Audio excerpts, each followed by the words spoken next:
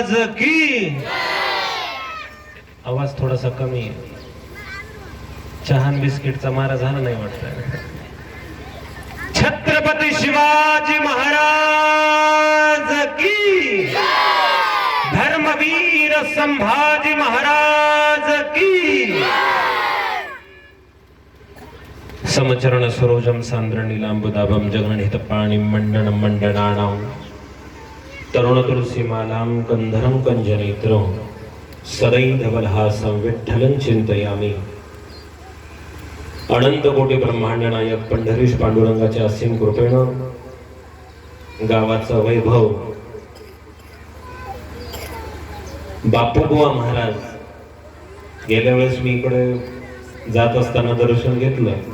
त्यांच्या कृपेनं चालत असलेला आपला असा हा स्तुत्य असा उपक्रम छत्रपती शिवाजी महाराजांची जयंती फक्त आपल्या गावातच नाही, आपल्या जिल्ह्यातच नाही, राष्ट्रातच नाही, तर अख्ख्या देशात साजरी होते. का?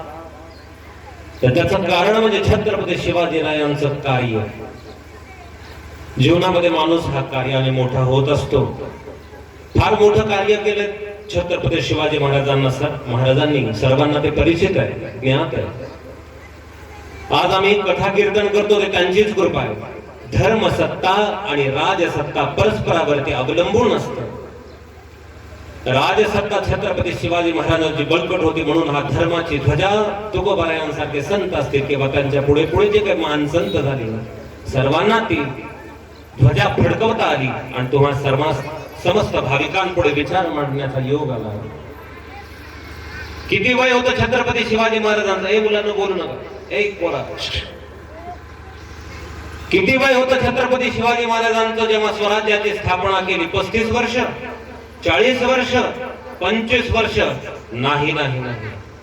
वयाच्या अवघ्या 16व्या वर्षी स्वराज्याचे स्थापनेची शपथ त्यांनी घेतली. असे माझे छत्रपती शिवाजी. आपल्याला काम करायचंय, मोठं व्हायचंय, पण आज नाही उद्या. पण हळू हळू हळू हळू काळ निघत जातोय, वेळ निघत जातोय, जीवन निघून जातं. स्वामीजी गोड भजन गातात. चली जा रही है उम्र धीरे धीरे, चली जा रही है उम्र धीरे धीरे, लड़कपन भी बीता जवानी भी